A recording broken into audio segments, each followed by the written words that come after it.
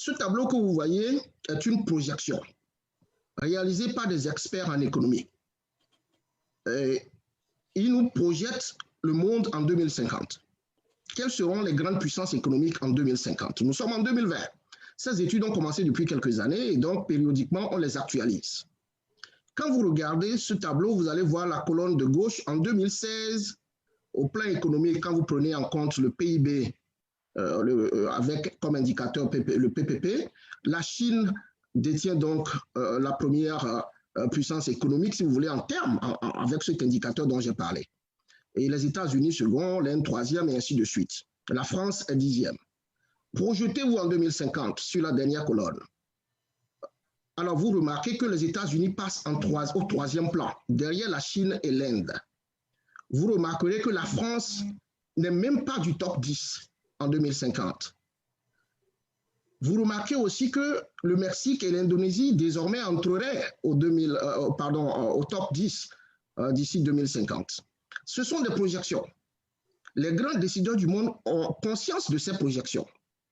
Alors, le combat qui va se mener, et donc je vais passer à la diapo suivante, le combat qui va se mener tiendra compte nécessairement donc de ces grands enjeux qui vont définir le 21e siècle, qui vont faire courir les grands acteurs au 21e siècle. Et donc, quand vous regardez sur cette diapo, vous verrez que en 2050, suivant ces projections, si les projections sont réalisées, le G7 classique, donc les 7 pays classiques du G7 qu'on connaît, qui sont sur la diapo, vous voyez là, ils vont perdre, ils vont reculer.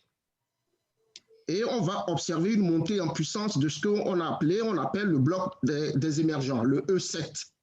D'accord? Et le E7, donc, c'est la Chine, l'Inde, le Brésil, la Russie, l'Indonésie, le Mexique et la Turquie.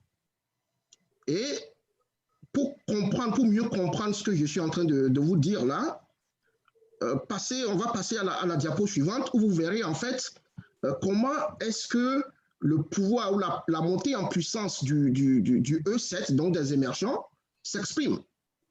Regardez un peu le tableau. Si vous observez bien, en 1995, la part de la richesse mondiale détenue par les pays du G7 constituait le double de la part détenue par les pays émergents du E7. En 2015, les deux blocs sont passés à égalité.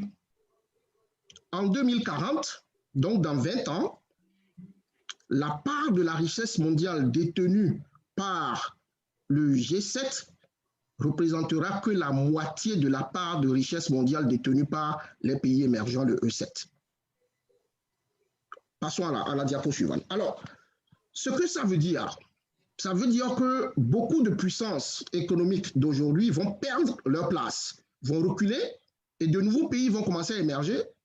Et donc, tout ça aura des implications. Mais que représente l'Afrique dans tout ce que je décris? Vous vous demandez certainement, mais où se trouve l'Afrique? Le seul pays africain qui, suivant ses projections en 2050, donc, se retrouverait en pole position, si vous voulez, c'est le Nigeria. D'accord? Qui va faire partie du top 15, comme on dit. Et l'Afrique du Sud, l'Égypte et tous les autres pays classiques vont reculer également. Et donc, allons à la diapo suivante, vous comprenez en fait où est-ce que je veux en venir. Que tout ce que je viens de décrire a des implications pour l'Afrique.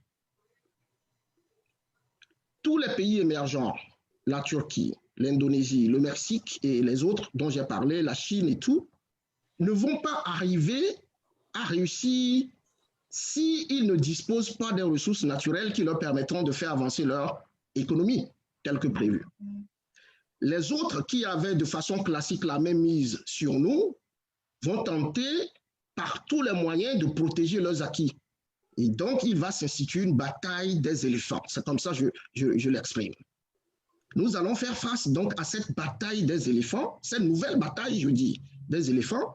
Et donc, c'est dans cette dynamique qu'il nous faut intégrer toutes les réflexions par rapport aux différentes visions sur le panafricanisme. Et donc, à cette étape-ci, la question qu'il faut se poser, c'est qu'est-ce qu'il nous faut faire?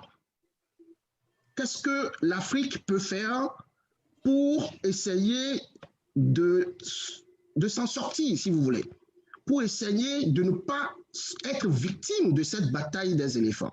Parce que, ne l'oublions pas, pour mieux comprendre en fait ce qui nous attend, il faut retourner à l'histoire. Le professeur Balobi a parlé de l'histoire tantôt. Je crois que M. Kodo aussi a fait référence à l'histoire. Il faut repartir à l'histoire. Au moment de la traite négrière, nous n'avions pas connaissance de ces enjeux mondiaux. Et nous avons été victimes. L'histoire s'est répétée avec la colonisation, ou si vous voulez, avec la révolution industrielle, qui a induit la nécessité pour les pays européens ou les pays occidentaux de s'approprier aux ressources naturelles. Donc, la colonisation, et là aussi, nous n'avions pas connaissance et conscience des enjeux mondiaux, nous avons été victimes. L'histoire s'est répétée encore à l'indépendance, dans les années 60. La géostratégie, la géopolitique du moment, de ce moment-là, c'était la rivalité des deux blocs occidentaux et orientaux, si vous voulez, l'Union soviétique et les États-Unis avec leurs différents alliés respectifs. Là aussi, nous sommes restés en marge. Nous n'avons pas cherché à comprendre les enjeux et encore une fois, nous avons été victimes de cette guerre froide qui a eu lieu. Alors, nous nous retrouvons aujourd'hui à un point critique où il est important de ne plus commettre les mêmes erreurs. Parce que c'est n'ayant pas compris ces enjeux que les différentes actions qui ont été menées par le passé ont été, si vous voulez, détruites par ceux-là qui n'ont aucun intérêt à voir ces actions prospérer. Et donc, tirant leçon de ce passé-là, qu'est-ce que nous pouvons faire aujourd'hui? C'est ça la question critique. C'est ça la question.